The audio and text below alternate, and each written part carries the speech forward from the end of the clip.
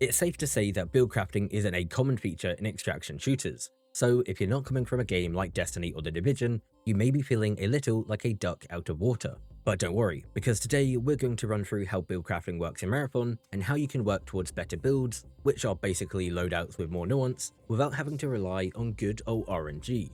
So first, the very basics. At the heart of build crafting in Marathon are the runners, and they each have their own distinct abilities, ranging from a grapple hook with Thief, or a med drone with Triage, all the way to a literal barricade with Destroyer. But there would be no build crafting without being able to build upon these abilities, and how we do that are through cores and implants. Cores are typically runner specific, and they are basically additional perks that tend to alter an ability or do something with your melee or sprint. You can only equip 2 at a time, and each core is a fixed rarity.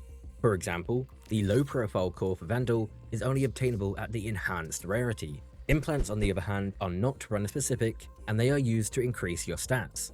There are 13 stats in total, and each runner has different base stats, which makes sense because certain runners make use of certain stats more than others. You can equip 3 implants at once, but there are different categories: head, torso, and leg, each having their own set of implants that you can equip in those slots. Like with cores, each unique implant has the same stat spread, but what's different is that all the implants have a random minor perk.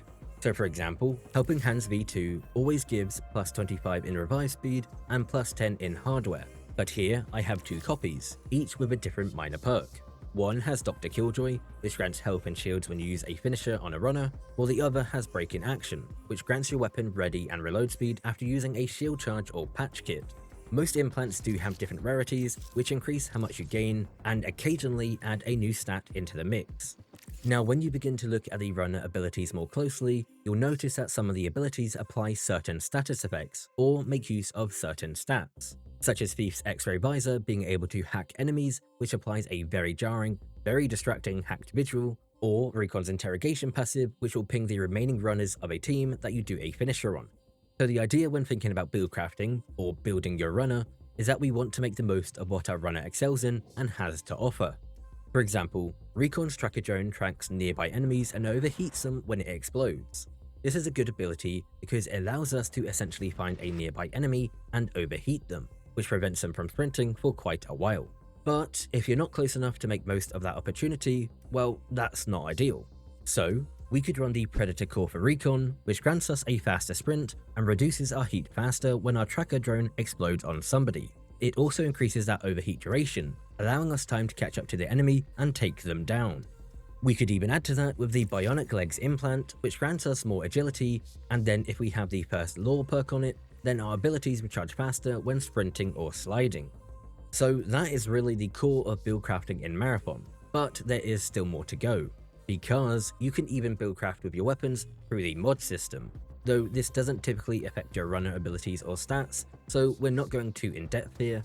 One such example of weapon build crafting though that does affect your runner is with the Flash Draw chip for ballistic and bolt weapons. This has the perk Energy Siphon, which restores health or shields when damaging a target affected by EMP.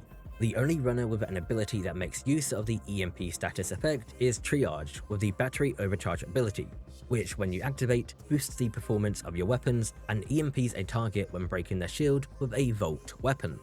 Most of the time though, the mods just typically alter how a weapon works, like in the case of the Prestige mods, but most of the mods that you'll find, at least in the early game, will not do much to aid you in your build crafting endeavor. Finally, the last thing you need to keep in mind is that your equipment is part of your build. The most obvious example being with Assassin, whose passive turns you invisible when inside smoke. That's smoke from your prime or tactical ability, or smoke from other sources like a smoke grenade. As you can see, everything that you can equip has the ability to work together. It just depends on what you run, how you use it, and what you want to build. Runners have many different playstyles and build styles, so don't feel disheartened if it takes you a while to figure out how things work and work together. Before we go though, just because this is an extraction shooter doesn't mean you have to rely on RNG to get the gear you need to create the ideal build. The factions have various upgrade nodes which grant many different things, but most importantly for us, and specifically with Sekiguchi, you can unlock the ability to purchase certain. That is how you'll get your start into build crafting, and as you play and purchase different upgrade nodes from the factions, your builds will really start to take shape. I hope you're all enjoying Marathon, thank you for watching, have a great day.